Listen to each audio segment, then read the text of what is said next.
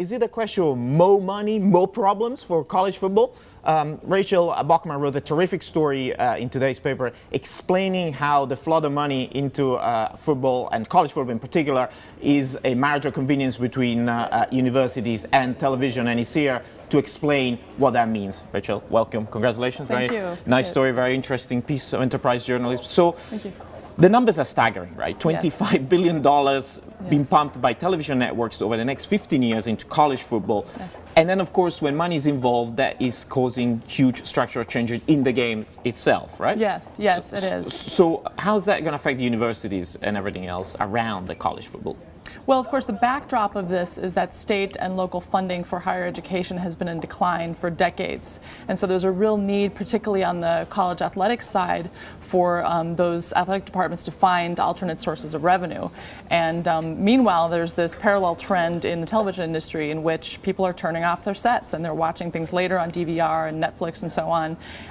The one exception being premium live sports. And college football now is the second most popular sport in this country, behind the NFL, tied with baseball. Right. So it's become much more popular in recent years, and cable TV networks are capitalizing on this popularity by paying these huge fees. So, and the idea is for the TV networks is if you have college football, you will not cut off the cord, right? As they say, cut off the cord. And why is that? Why can't you DVR a college football game? People just want to watch it live? That's a good question, exactly. You want to be able to watch it while your friends are watching it, maybe your old classmates from school, things like that. Nobody wants to watch a game whose outcome has already been decided. Right. And so this is one of the rare things that people will actually drop what they're doing and watch. And of course, the cable networks know this, and they've placed a very high premium on this content. So a lot of this money, though, is going into the coaches' pockets, right? Because you can't pay the players, Exactly. or at least you shouldn't pay the players. How is the economics working out here? Because there's a lot of money sloshing around this game. Yes, millions and millions. In fact, the top paid coaches in college football now make in excess of $5 million a year, which in some cases is much more than the university chancellor or president.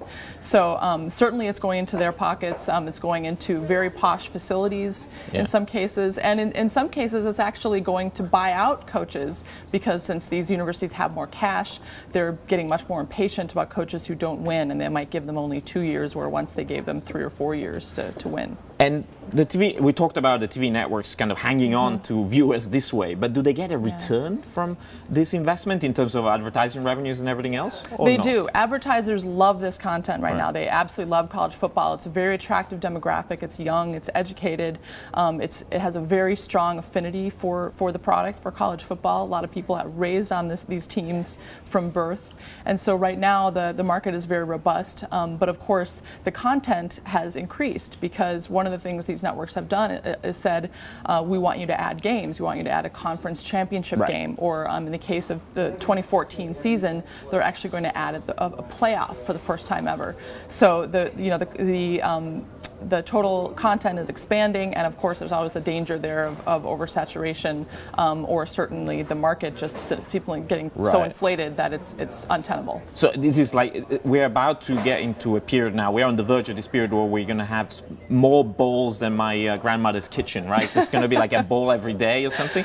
Yeah. So that's inflationary, right? That loses the value of the content, doesn't it? Yes, well, we've always had a lot of bowls, but now what we're doing is adding this extra layer of playoff that starts in 2014, which again will be very popular, but the risk is that these networks are paying so much for this content, they should hope that the current cable model survives, the monthly subscription model, and people don't get frustrated with these very high cable bills and try to get their sports another way, or simply throw up their hands and don't watch them anymore. Pretty high stakes strategy, right? Big risks on both sides. Well, thank you so much. It was a great piece of reportage. Thank you so much again, Rachel.